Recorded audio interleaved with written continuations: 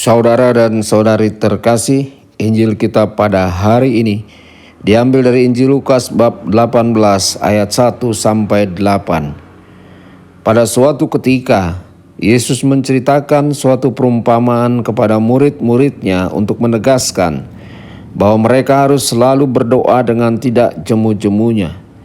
Ia berkata, di suatu kota ada seorang hakim yang tidak takut akan Allah dan tidak menghormati siapapun.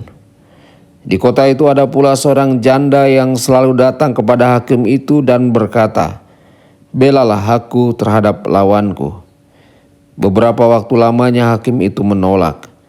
Tetapi ia kemudian berkata dalam hatinya, "Walaupun aku tidak takut akan Allah dan tidak menghormati siapapun, namun karena janda ini menyusahkan daku, baiklah aku membenarkan dia, supaya ia jangan terus-menerus datang dan akhirnya menyerang aku."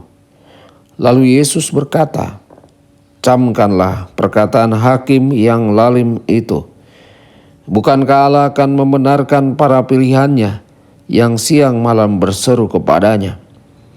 Dan adakah ia mengulur-ulur waktu sebelum menolong mereka? Aku berkata kepadamu, ia akan segera menolong mereka. Akan tetapi, jika Anak Manusia datang, adakah ia menemukan iman di bumi ini?" Demikianlah sabda Tuhan. Terpujilah Kristus.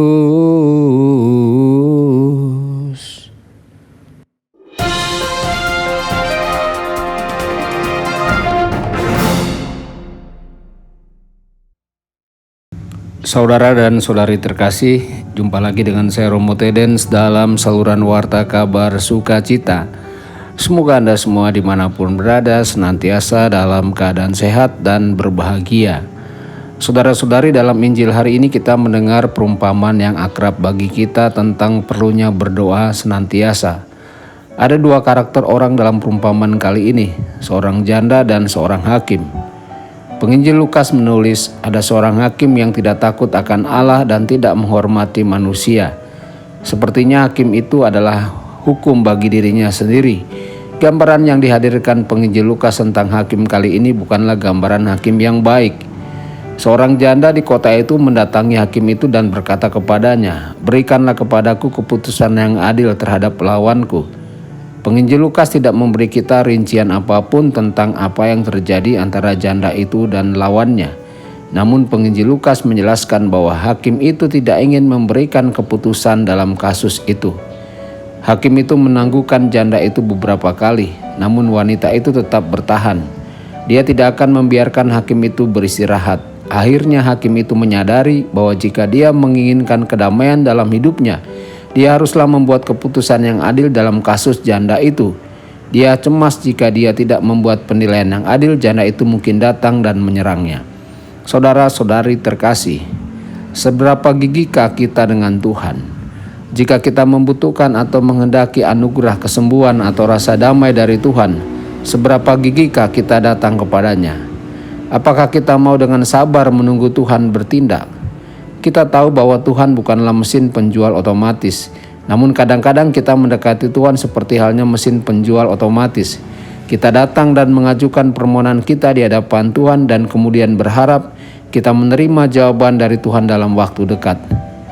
Dan waktu Tuhan ternyata bukanlah waktu kita. Pertanyaan bagi diri kita adalah, apakah kita sungguh percaya bahwa Tuhan beserta kita? Apakah kita percaya bahwa Tuhan mendengarkan doa dan kerinduan-kerinduan kita? Apakah kita percaya bahwa Tuhan memberkati kita? Saudara-saudari, hari ini dan setiap hari Tuhan memberkati kita.